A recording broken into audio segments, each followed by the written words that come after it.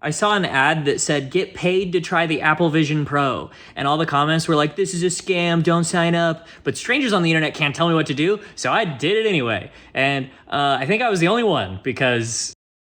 So this blog called Popular Living wants me to write a review. And they seem like really nice people, but I asked them, what happens if it sucks? And they said that they just wanted my honest opinion and that they trust me, which was probably a mistake. In short, my review is that it's cool, and if you get the chance to try it, you should, but there's really only one or two types of people who should buy it. But I think the most important question is, what do normies think about it? So I had my mom try it on. She went to the moon, she saw the Curiosity rover, and did basically all of the cool demos. Oh, I want to do it!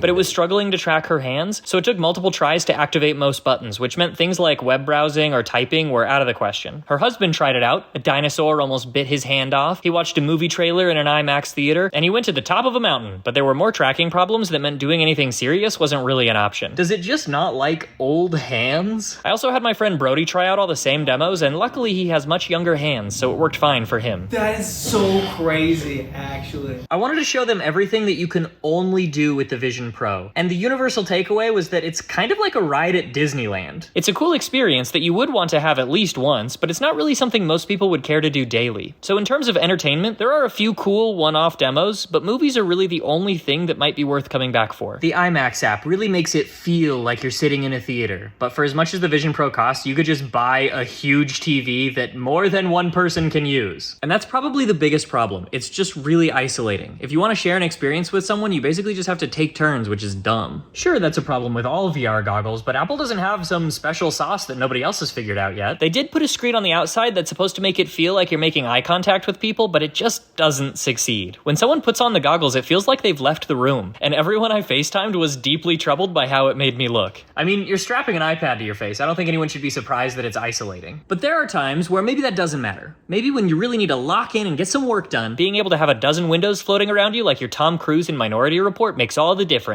And I will say, the display is crisp. The other VR goggles I've tried are too low res to have text at a reasonable size, and the Vision Pro is the first one that didn't make me motion sick after 20 minutes. But with that being said, after using it for a week straight, I still felt like it was slowing me down more than freeing me up. The only time I would say the Apple Vision Pro is worth buying is if you fly all the time. Sitting in an airplane seat and being able to watch a movie on a huge screen or work on sensitive documents without people looking over your shoulder might be worth it. Or if you love movies and don't have any friends. Thanks again to Popular Living for giving me a chance to try it out. Please go follow them on social media, and okay, bye!